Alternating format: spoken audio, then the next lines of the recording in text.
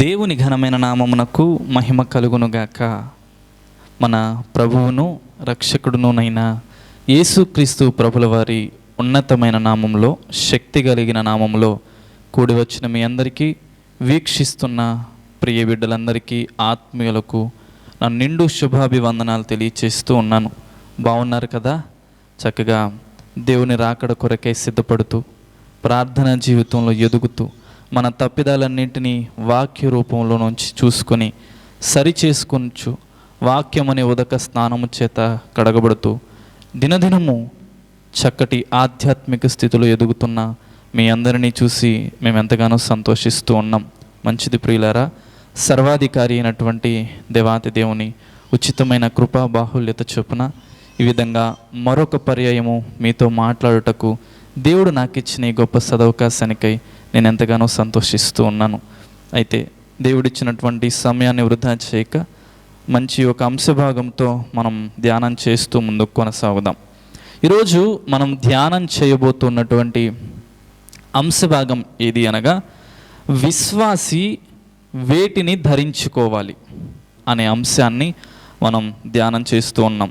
వాస్తవానికి ఆడవారు అవ్వచ్చు, మగవారు అవ్వచ్చు, ఆభరణాలను ధరించుకోవడానికి, వస్త్రాలను ధరించుకోవడానికి ఎంతో మక్కువ చూయిస్తూ ఉంటారు, ఎంతో ఇష్టపడుతూ ఉంటారు. ఈ విధంగా ధరించుకునే దానిలో కూడా గౌరవాన్ని సూచిస్తూ ఉంటారు. మా దగ్గర ఎక్కువ బంగారం ఉంటే మేము ధనికులమని, మాకు గొప్ప గౌరవమని ఈ రకంగా ఆలోచిస్తూ ఉంటారు.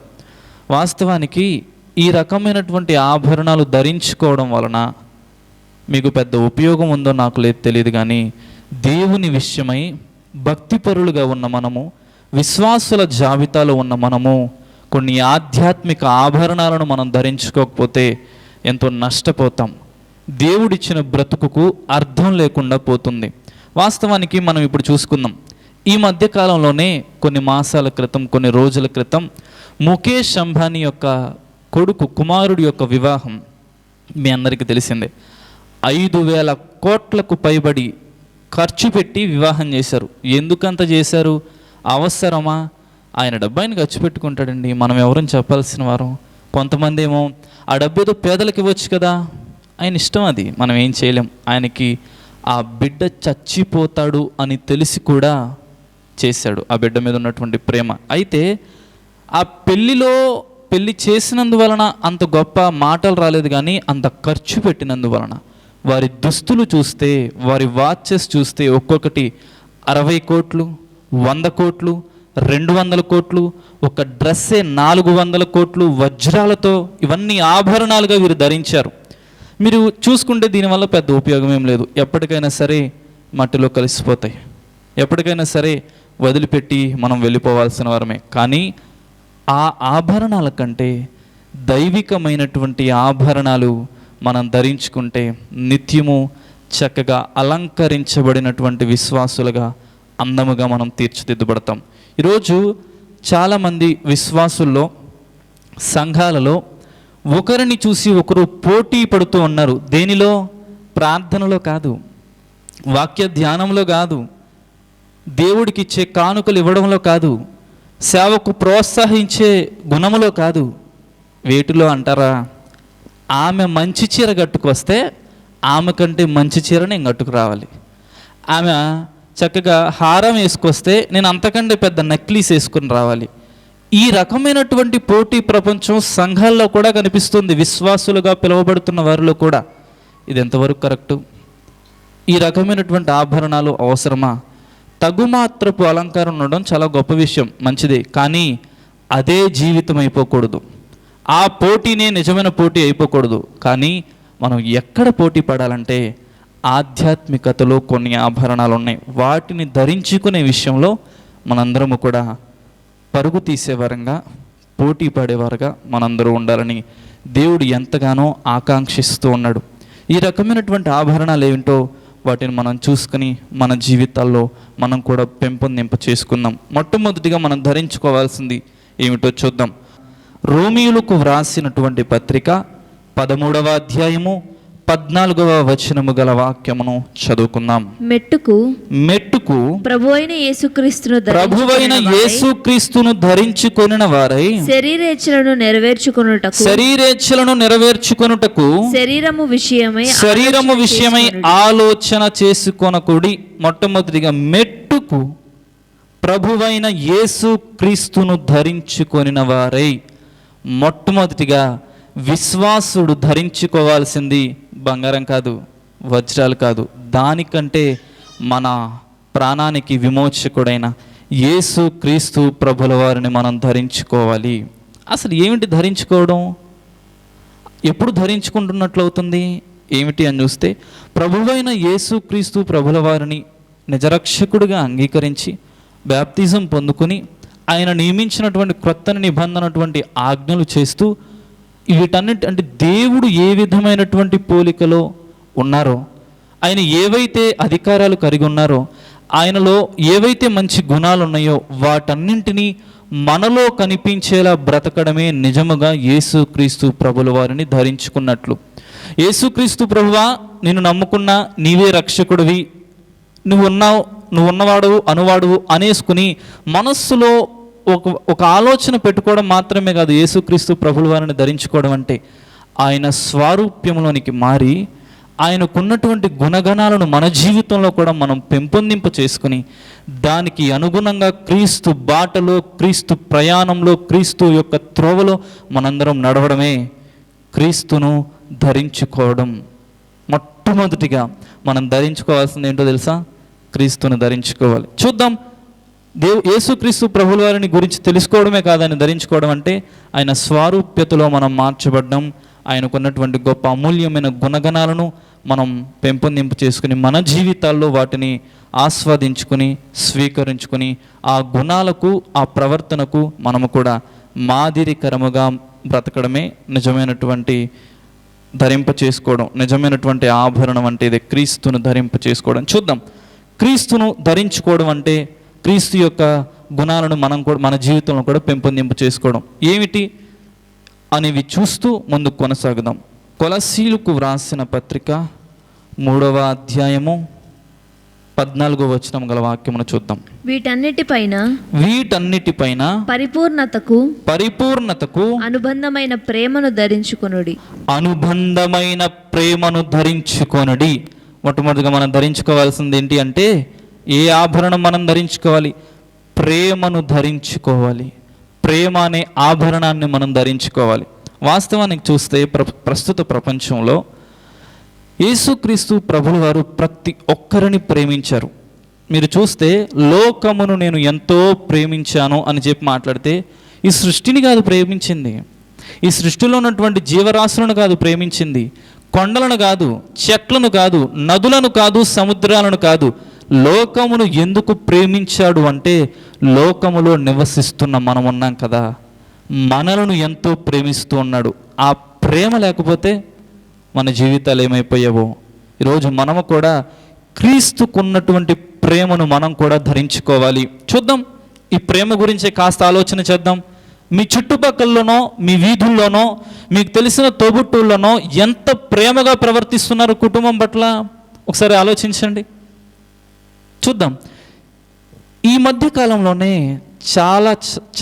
చాలాసార్లు మనం వినే ఉంటాం, కడుపును పుట్టిన కూతురుని కూడా మానభంగం చేసిన వారు తండ్రులు చాలామంది అన్నారు. చూసారా?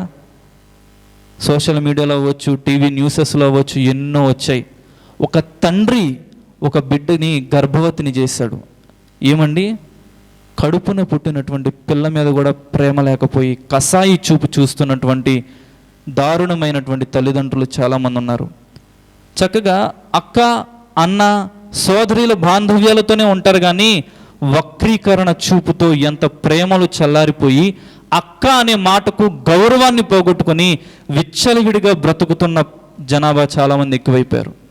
ఈరోజు తల్లిదండ్రులు ప్రేమతో ఎంతో కష్టపడి పోషిస్తూ చదివిస్తూ ఉంటే, అక్కడ చదువుకుంటాను, విదేశాలకు వెళ్తాను, మంచిదే చదువుకోండి. చివరికి అసలు ఏంటండి, మన పునాదులు ఎక్కడి నుంచి స్టార్ట్ అయ్యాయి? తల్లిదండ్రులు పెట్టిన భిక్ష కదా. వారిని చూసుకోలేని వారు మరణాన్ని కూడా మరణం వచ్చినప్పుడు కూడా రాలేని అధ్వాన్య స్థితిలో ఉండిపోయిన బిడ్డలు చాలామంది ఉన్నారు. ప్రేమలు చల్లారిపోతూ ఉన్నాయి. మొట్టమొదటిగా మనకు కావాల్సింది బంగారం కాదు, వడ్రానాలు కాదు, మ్యాటీలు కాదు, నెక్లెస్లు కాదు. మొట్టమొదటిగా దేవుణ్ణి నమ్ముకున్న నీవు ధరించుకోవాల్సింది క్రీస్తుని. ఆ క్రీస్తును నిజముగా ధరించుకోవాలి అంటే కొన్ని లక్షణాలు ఉన్నాయి. దానిలో మొట్టమొదటిగా మనం ధరించుకోవాల్సింది ప్రేమను ధరించుకోవాలి. ఈరోజు ఆయన ప్రేమ లేకపోతే మనం ఈ విధంగా ఉండేవాళ్ళం కాదు. ఈ రక్షణ మనకు ఉండేది కాదు, ఈ కృప మనకు ఉండేది కాదు. ఇంత గొప్పగా మనం ఆనందంగా, సంతోషంగా, స్వేచ్ఛయుత జీవితాన్ని జీవిస్తున్నాము అంటే ఆయన ప్రేమ మాత్రమే. ఈరోజు ఆయన్ని కలిగి ఉన్న మనం కూడా ఇతరుల పట్ల ప్రేమ కలిగి జీవించాలని దేవుడు మాట్లాడుతున్నాడు. ఈ ప్రేమని మీరు ధరించుకోండి. ఇది మీకు గొప్ప ఆభరణంగా మారుతుంది, గొప్ప ఆభరణంగా మారుతుంది. లేనివారిని చూసి ప్రేమించండి. మీ దగ్గర 10 రూపాయలు ఉంటే 1 రూపాయి అయినా సరే. మీకు తెలియని అనాథ పిల్లలు ఎవరో ఉండుంటారు. చాలామంది బర్త్డేస్, పెళ్ళిళ్ళు, ఫంక్షన్లు వేలకు వేలు, లక్షలకు లక్షలు వెచ్చించి చేస్తూ ఉన్నారు. ఎంతో భోజనం వేస్ట్ అయిపోతుంది. వేస్ట్ కానికోకుండా ఉన్నటువంటి భోజనాన్ని అలా పార్సల్ చేసి అనాథాశ్రమంలోనో లేదా రోడ్డు మీద తినలేని అధ్వాన్య స్థితిలో చాలామంది కడుపు కట్టుకుని ఆకలి కొరతతో వారి కడుపు డొక్కకి ఎండిపోయిన వారు, ఎండిపోతున్న వారు ఎంతోమంది ఉన్నారు. వారికి ఇస్తే ఎంత బాగుంటుందో కదా. ఈ ప్రేమను మనందరం కనపరుద్దాం. అప్పుడు క్రీస్తుని ధరించుకున్న వారం అవుతాం మనం. ఎవరు ఈ పని చేస్తున్నారు, ఎందుకు ఈ పని చేస్తున్నారని ఎవరో ఒక అన్యుడు ఆలోచన చేస్తే వాడు దేవుణ్ణి నమ్ముకున్నాడట. అందుకే పరుల పట్ల గొప్ప ప్రేమను చూయిస్తున్నాడు. ఆ ప్రేమే వాడికి గొప్ప ఆభరణం అనే సాక్ష్యాన్ని మన గురించి ఇతరుల నోట్ల వినిపిస్తున్నప్పుడు దేవుడు ఎంతగానో సంతోషిస్తాడు. దేవుడు ఖచ్చితంగా సంతోషిస్తాడు. మొట్టమొదటిగా ప్రేమను మనం ఆభరణంగా ధరించుకోవాలి. రెండవదిగా కూడా చూద్దాం. ఎఫెసీయులకు వ్రాసిన పత్రిక 4వ అధ్యాయము 24వ వచనము గల వాక్యమును చూద్దాం. నీతియు యథార్థమైన భక్తియు గలవారై దేవుని పోలికగా సృష్టింపబడిన నవీన స్వభావమును ధరించుకోవలెను.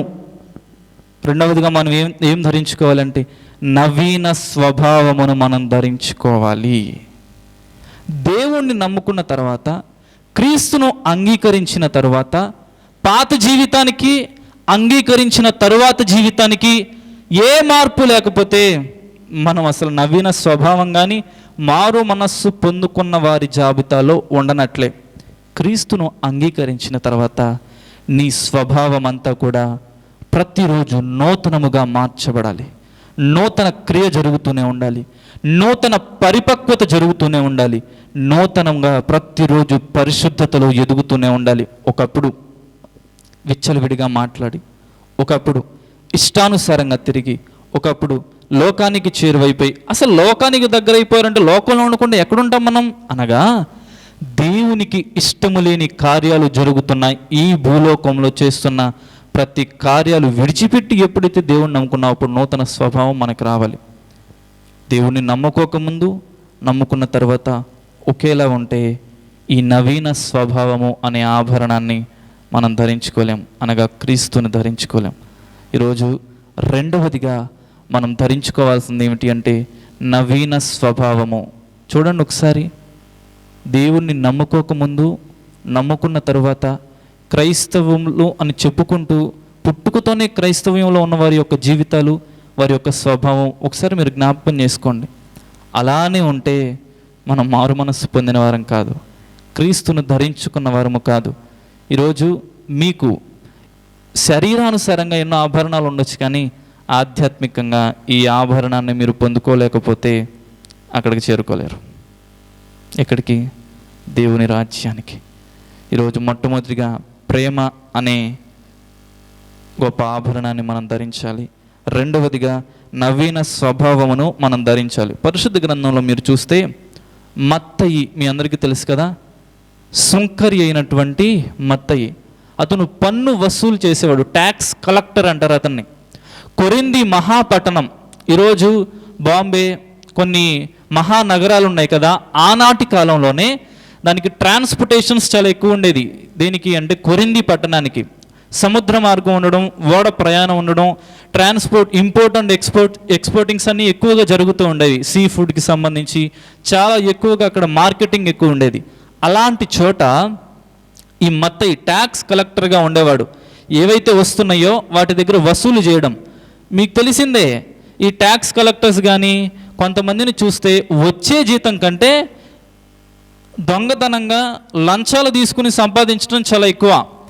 ఎప్పుడైతే దేవుడు వదిలిపెట్టి రా అన్నాడో తన జీవితాన్ని మార్చుకొని నవీన స్వభావంలోనికి వచ్చి దేవునిని గూర్చిన ఓ గొప్ప సువార్తను ప్రపంచానికి అందించాడు.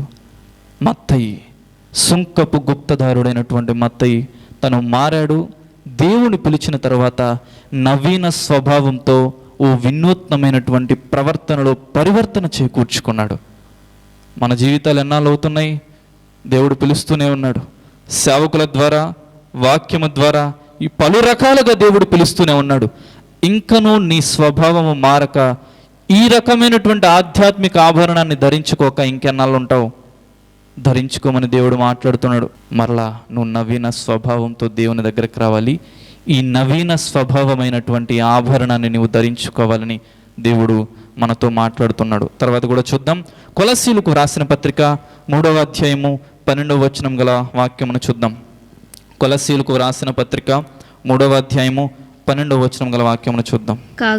కాగా దేవుని చేత ఏర్పరచబడిన వారును, దేవుని చేత ఏర్పరచబడిన వారును, పరిశుద్ధులను ప్రియులైన వారికి తగినట్లు మీరు జాలిగల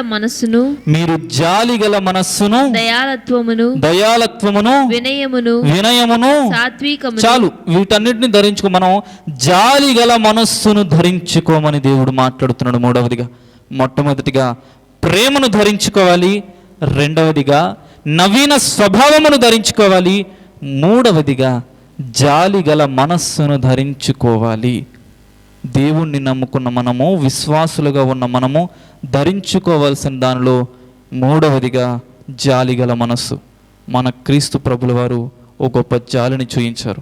మనం కూడా ఆయనకున్నటువంటి గొప్ప గుణాతిశయములో మనం కూడా దాన్ని కలిగి ఉండాలని చెప్పి దేవుడు మాట్లాడుతున్నాడు. ఇప్పుడు ఏంటి మనం చూస్తున్నది? జాలిగల మనస్సును ధరించుకోవాలి. ఈ ప్రపంచంలో అన్యుల సైతం, లేదా ఇంకా ఎవరైతే ఉన్నారో అన్ని మస్తస్థుల సైతం కళ్ళల్లో పడి గొప్ప జాలిని చూయించి గొప్ప సేవను చేసిన వ్యక్తి ఒకరు ఉన్నారు, మదర్ తెరీసా గారు. ఈ ప్రపంచానికి వినూత్నమైనటువంటి గొప్ప సేవను అందించిన వ్యక్తి ఒక ఆడ స్త్రీ. ఎంత సేవ చేసిందండి! ముట్టుకోవడానికి కూడా కొంతమందిని మనం వారితో మాట్లాడటానికి కానీ, వారిని చూడడానికి కానీ, వారు ఉన్నటువంటి ఆ బాధాకరమైనటువంటి ఆ సందర్భంలో వారిని చూసి కూడా మనం కొన్నిసార్లు మనస్సులో చీ అని అనుకుంటాం. ఇప్పటి వరకు మీరు అనుకునే ఉంటారు. కొంతమంది మెంటల్లీ క్రిటికల్గా ఉన్న పేషెంట్స్ అవ్వచ్చు, పెరాలసిస్ స్ట్రోక్ వచ్చిన వారు అవ్వచ్చు. ఇది వారికి ఎప్పుడు వస్తుందో ఏమో తెలియనికుండా ఉన్నవారికి కావచ్చు. ప్రతి ఒక్కరికి కూడా జాలిపడి సేవను జరిగించింది మదర్ తెరీసా. ప్రపంచానికి మాదిరిగా తయారైంది. అనేక మంది ఆమెను చూసి ఇన్స్పైర్ అయ్యి ఇంకా చాలామందికి జాలిని చూయించి గొప్ప సేవను అందించారు. ఎందుకు జాలిపడింది?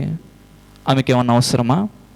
తమ జీవితాన్ని బాగుపరుచుకోకుండా, తమ జీవితంలో ఎన్నో కోరికలను తీర్చుకోకుండా, తమ దగ్గర ఉన్న డబ్బులతో గొప్ప బంగారాన్ని మీరు చూసారా ఎప్పుడైనా మదర్ తెరీసా పైన? ఎప్పుడు ఒక 200-300 రూపాయల చీరతో, వైట్ కలర్ శారీతో, ఎప్పుడు తగుమాత్రపు అలంకరణ కానీ పై అలంకరణ కానీ ఏమీ లేదు. ఆమె లక్షణాలే, ఆమె జాలే నిజమైన అలంకారముగా మారింది. అసలు అలాంటి వ్యక్తి, అలాంటి కట్టుబాటుతో ఎవరైనా మన దగ్గరకు వస్తే అసలు ఏంటి విచిత్రంగా ఉంది అని అనుకుంటాం. కానీ ఇప్పుడు ఆమె డ్రెస్ కోడ్ చాలామందికి మాదిరికరంగా అయిపోయింది. ఎందుకయింది? కేవలం ప్రవర్తనలో గొప్ప ఆభరణం, జాలి చూపడంలో గొప్ప ఆభరణం, గొప్ప రోల్ మోడల్గా మార్చింది చాలామందిని. ఎక్కడి నుంచి తీసుకొచ్చుకుంది అంటే క్రీస్తుని చూసి, క్రీస్తును ధరించుకుని ఈమె కూడా ఆ జాలిని ధరింప చేసుకుని గొప్ప ఆభరణంగా మార్చుకుంది. అనేక మందికి సేవను అందించింది. మనం కూడా ఏ రోజైనా ఎవరికైనా సేవను అందించారా? లేదా అందిస్తున్న వారికి ఎవరైనా ఎప్పుడైనా సహకరించారా?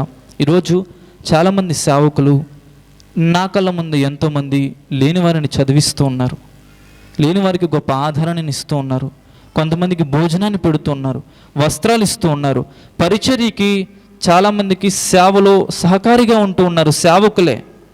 సేవకులే వీరికైనా సరే మీరు సహకరిస్తూ ఉన్నారా? జాలి చూయిస్తూ ఉన్నారా? ఒకసారి మీ చుట్టుపక్కల ఎవరైనా ఉన్నారేమో, చదువుకోలేని అధ్వాన్య స్థితిలో బ్రతుకుతున్న వారు చాలామంది ఉన్నారేమో, మీ జాలి వారిపై కురిపిస్తే వారి బ్రతుకులు బాగుపడతాయి. ఒక్కరినైనా సరే మీకు కలిగితేనే, దేవుడు మీకు ఇచ్చిన సామర్థ్యం చొప్పునే ఎవరినైనా సరే నెలకో లేదా వారి చదువుకో కొంత మీరు సహాయం చేయగలిగితే వారి జీవితాలు ఊహకు అందనంత గొప్పకు ఎదుగుతాయి. మన పిల్లలే కాదు బాగుండాల్సింది, మనతో ఉన్న వారి పక్కన పిల్లలు కూడా బాగుండాలి. అప్పుడే నిజమైన జాలిని కలిగినట్లు. నా బిడ్డే బాగుండాలి అనుకుంటే అది కరెక్ట్ కాదు, మన ఆలోచన కరెక్ట్ కాదు. దేవుని ఆలోచనకి భిన్నంగా ఉన్నటువంటి ఆలోచనలు. ఈరోజు చాలామంది నా బిడ్డలే బాగుండాలి, నా బిడ్డలే ఘనమైన స్థితిలో ఉండాలి, నా బిడ్డలే అందనంత ఎత్తులో ఉండాలి, నా బిడ్డలు అధికారాన్ని చెలాయించాలి, నా బిడ్డల క్రిందే అందరూ ఉండాలనే ఆలోచనతో ఉన్నారు. కానీ నా బిడ్డలలాగా వారు కూడా ఉంటే బాగుంటుంది కదా అని జాలి చూపించే గుణం మీకుందా? ఒకవేళ ఉంటే దేవునికే మహిమ. లేనట్లయితే ఈ జాలి చూయించే ఆభరణమైనటువంటి గొప్ప గుణాన్ని మన జీవితంలో పెంపొందింప చేసుకోవాలని దేవుడు మాట్లాడుతున్నాడు. చేద్దాం, ఒకసారి ఆలోచన చేయండి.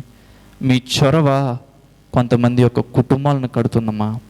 దేవుడు మిమ్మల్ని దీవిస్తే ఒక్కరికైనా సహాయం చేయండి, పరిచర్యకైనా సహాయం చేయండి, ఒక వ్యక్తిని చదివించడానికైనా సహాయం చేయండి, ఒక వ్యక్తి కడుపు నింపడానికైనా సహాయం చేయండి.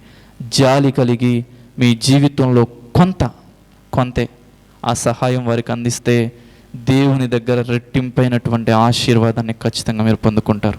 మదర్ తెరెసా జీవితంలో అదే చూసాం. ఎవ్వరూ ఊహించలేనంత, ఎవరూ చేయలేనంత జాలిని చూయించి గొప్ప ఆభరణాన్ని ధరించుకొని ప్రపంచానికి మార్గదర్శకంగా నడిచింది. క్రీస్తుని పోలి నడుచుకుంది. మనము కూడా నడుచుకుందాం. దేవుని యొక్క గుణములో జాలి గల గుణం ఒకటి కదా, మనం కూడా పెంపొందింప చేసుకుందాం. మరొక దాన్ని కూడా చూద్దాం. కొలస్సీలకు వ్రాసిన పత్రిక 3వ అధ్యాయము 12వ వచనం. 3వ అధ్యాయము అదే 12వ వచనంలో చూద్దాం. కాగా చదవండి ఒకసారి. 3వ అధ్యాయము 12వ వచనం గల వాక్యం చూద్దాం. కాగా దేవుని చేత ఏర్పరచబడిన వారును పరిశుద్ధులను ప్రియులనైన వారికి తగినట్లుగా మీరు జాలిగల మనస్సును దయాలత్వమును వినయమును సాత్వికమును దీర్ఘశాంతమును ధరించుకొనుడి.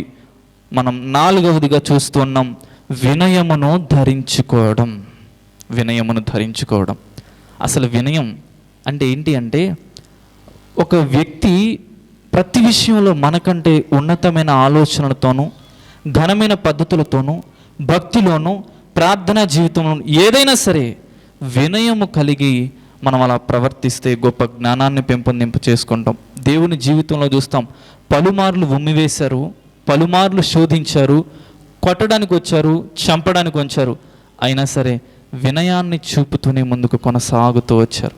మన జీవితాల్లో కూడా అంతే. మనం చేస్తున్న పని ఎవరికి కొంతమందికి నచ్చదు, అది దైవికంగా ఉన్నప్పటికీ చాలామంది మనం చేసే పనిని ఎత్తి చూయిస్తూ నువ్వు చేసేది ఏంట్లే, నీ వల్ల అవుతుందా, ఇన్ని ఎన్నో పలు రకాలైనటువంటి మాటలతో మాట్లాడుతున్నప్పుడు కూడా వినయాన్ని మాత్రమే చూయించండి. ఒక మాటలో చెప్పాలంటే, వినయం కలిగి ఎవరైతే ప్రవర్తిస్తారో వారిని చూసి ప్రతి ఒక్కరు కూడా ముచ్చట పడతారు, ప్రేమిస్తారు.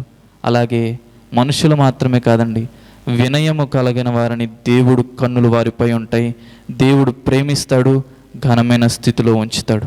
ఈరోజు వినయము అనే ఆభరణాన్ని మనం ధరించుకోవాలి. ఈరోజు వినయం ఎవరికి ఉందండి? ఈరోజు చాలామంది సేవకులు కొన్ని చోట్లకి వెళ్ళి వాక్యం చెప్తుంటే వెనక కొంత కోతి బ్యాచ్ ఉంటారు, యవనస్తులు. ఈ సేవకుణ్ణి టార్గెట్ చేసి ఏవేవో సటైరికల్ వర్డ్స్ మాట్లాడుతుంటారు. నేను విన్నాను, చాలామంది వృద్ధాప్య వయసులో ఉండి ఎంతో అనుభవకారులు వాక్యం చెప్తూ ఉంటే వెనక నుంచి కొంతమంది యవనస్తులు సటైరికల్ వర్డ్స్ వేస్తూ ఉంటారు. వినయం ఉండదు. చర్చిలోకి వస్తారు, వారి కటింగ్స్ డ్రెస్సెన్స్ చూస్తే వినయం కనిపించదు. ఎంతోమంది చర్చికి వస్తుంది. ఇప్పుడు ఎందుకో తెలుసా, చాలామంది లేడీస్కి లైన్స్ వేయడానికండి. నిజం, చాలా చర్చెస్లో జరుగుతుంది. ఎంత దుర్మార్గమైనటువంటి పని వినయముందా? మీ పిల్లలను వినయము కలిగి పెంచుకోవాల్సిన బాధ్యత కూడా మీదే అమ్మా. ఈ రకమైనటువంటి వినయాన్ని ధరించుకోవాలని ఇది గొప్ప ఆభరణమని దేవుడు మాట్లాడుతున్నాడు. ఒకసారి ఊహించుకోండి. మీ పిల్లలకు వినయం ఉందా? మీ భర్తలకు వినయం ఉందా? మీకు వినయం ఉందా? వినే మనస్సు ఉందా? దేవుడు నేర్పిస్తున్నప్పుడు వినగలిగిన మనస్సు ఉందా? సేవకుడు గర్దిస్తున్నప్పుడు వినయము కలిగి ప్రవర్తించే మనస్సు ఉందా? ఒకవేళ లేనట్లయితే ఈ రకమైన ఆభరణానికి నీవు అనర్హురాలవు, అనర్హుడవు. దీనిని ధరించుకోవాలంటే వినయమును కూడా నీవు ధరించుకోవాలి. దేవా, కృప కలిగిన తండ్రి, నీ బిడ్డలు ఇప్పటి వరకు వినినటువంటి వాక్యం మేము విశ్వాసిగా దేవుని దేనిని ఆభరించుకోవాలో ధరించుకోవాలని మీరు మాతో మాట్లాడారు కదా ప్రభువా. వీటన్నిటిని వీరు ధరించుకునేలాగున సహాయము చేయండి. నిజమైన ఆభరణాలు ధరించుకున్న వ్యక్తిగా ఈ బిడ్డలు మార్చండి. వినినటువంటి వాక్యం సారవంతమైన నేలను పడిన విత్తనము వలె 30 దంతులుగా 60 దంతులుగా 100 దంతులుగా ఫలింప చేయమని యేసు నామములో ప్రార్థిస్తున్నాము తండ్రి, ఆమేన్.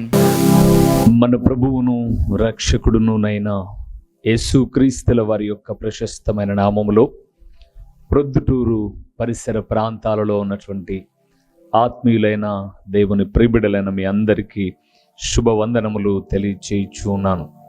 ప్రభునందు ప్రియులారా, దేవుని మహాకృపను బట్టి ప్రొద్దుటూరు ప్రాంతంలో హోమస్పేటలోని రాఘవరెడ్డి ఫంక్షన్ హాల్లో గడిచిన 2 సంవత్సరాల నుంచి జరుగుతున్న స్వార్థ కూడికను మార్చబడినది అని తెలియచేయుటకు సంతోషిస్తున్నాను. పైకి ఎక్కలేని అననుకూలతలో ఉన్నప్పుడు అందరము ప్రార్థన చేయగా ప్రొద్దుటూరు నడిబొడ్డున ఉన్నటువంటి ఒక స్థలమును దేవుడు మనకు లీజుకి ఇచ్చాడు. ప్రొద్దుటూరులోని గాంధీ రోడ్లో అనగా సూపర్ బజార్ రోడ్డులో కల్లూరు ప్రసాద్ రెడ్డి అనబడే ఎముకల డాక్టర్ హాస్పిటల్ ఎదురుగా ఈ సువార్త కూడిక, సాయంకాలపు సువార్త కూడికను ప్రారంభించాం. దేవునిందు ప్రియులారా, ఒక వాక్యము కొరకు మాత్రమే ఈ కూడికను ప్రారంభించాం. వాక్యము ప్రొద్దుటూరులో లేదు అని కాదు, కానీ మరింతగా దేవుని వాక్యము మీకు చేరువ చేయాలి అని ప్రతిదినము టీవీలో వింటున్నటువంటి దేవుని వాక్యాలు మీకు ఆశీర్వాదకరంగా ఉన్నాయి అని ఒక సంఘ ప్రాంత భేదము లేకోకుండా ఉదయకాలపు కొన్ని అననుకూలతలో కూడా చాలామంది ఆరాధనకు వెళ్ళలేని వారికి, దేవుని వాక్యము వినలేని వారికి ఒక సౌకర్యవంతముగా సూపర్ బజార్ రోడ్డులోని కల్లూరు ప్రసాద్ రెడ్డి హాస్పిటల్ ఎదురుగా ఒక క్రీస్తు ప్రార్థనా గృహము అనే ఒక స్థలంలో ప్రతి ఆదివారము సాయంకాలం 6 గంటల నుంచి 8:30 వరకు ఈ సువార్త కూడిక జరుగుతుంది. కేవలం దేవుని వాక్యము మాత్రమే ప్రకటించే ఒక ప్రణాళికతో, వాక్యమే అన్ని కార్యాలు చేయగలదు, వాక్యము మాత్రమే నెమ్మది ఇవ్వగలదు, వాక్యము మాత్రమే స్వస్థపరచగలదు, వాక్యము మాత్రమే సరైన మార్గములో నడిపించగలదు, వాక్యము మాత్రమే గొప్ప ఆదరణ ఇవ్వగలదు, వాక్యమే జీవాధారమై ఉన్నది అని తెలియచేయే అమూల్యమైన ఉద్దేశముతో ఈ ప్రతి ఆదివారపు సాయంకాలపు స్వార్థ కూడికను ప్రారంభించాం. ప్రియులారా, ఇప్పటికే అనేక మంది కూడికకు వస్తూ ఉన్నారు. మే 19వ తారీఖు 2024 ఆదివారపు దినాన ప్రారంభించాం. అనేక మంది కూడికకు వచ్చి దేవుని వాక్యం వింటూ దేవుని రాకడకు సిద్ధపడుతూ ఉన్నారు. మరి మీరెందుకు రాకూడదు? మిమ్మల్ని కూడా ఒక ప్రేమపూర్వకమైన ఆహ్వానాన్ని అందిస్తూ ఉన్నాం. రండి.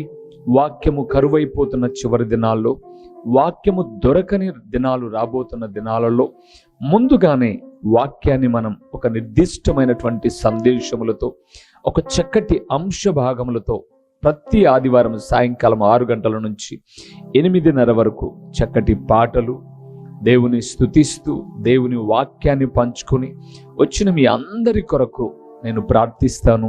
దేవుడు నూతన కార్యాలు చేయుటకు సామర్థ్యం కలిగిన వాడు. రండి. సూపర్ బజార్ రోడ్లోని కల్లూరు ప్రసాద్ రెడ్డి హాస్పిటల్ ఎదురుగా ఈ యొక్క సువార్త కూడిక ప్రతి ఆదివారము జరుగుతుంది. వీక్షకులైన మీ అందరినీ, ఆత్మీయులైన మీ అందరినీ ప్రేమపూర్వకంగా ఆహ్వానిస్తున్నాం. వచ్చిన తదుపరి మీరు నేను కలిసి ప్రభువును ఆరాధిద్దాం. వస్తారు కదూ? ప్రేమతో మిమ్మల్ని ఆహ్వానిస్తూ దైవజనుడు ఓ రూబేన్ గారు. ప్రభు పేరట మీకు వందనములు. మా చిరునామా దైవజనుడు బ్రదర్ ఓ రూబేన్ గారు, క్రీస్తు ప్రార్థనా మందిరం, డోర్ నెంబర్ 1-10-386, నగరిగుట్ట, పులివెందుల, కడప జిల్లా. మీ ప్రార్థనా అవసరాల కొరకై సెల్ నంబర్ 9989067409.